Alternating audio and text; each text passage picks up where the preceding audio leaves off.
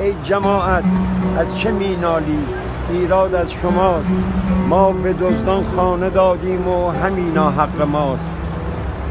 مرگ بر آن دورها گفتیم دزد در خانه بود، آخر آن خانه زیبا همین ویرانه بود.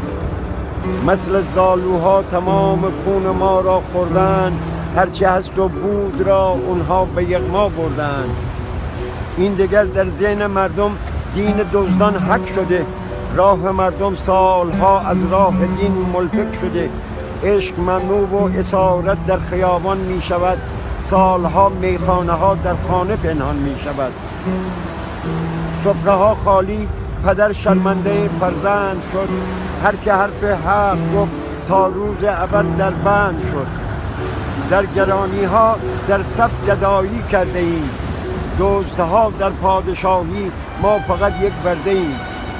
چند درصد در رفاه و مابقی در چنگ فقر، دزدها در حال دزدی مابقی در جنگ فقر. خانه زیبای ما را ساده ویران کردند، روزهایی را که نباید به ایران کردند.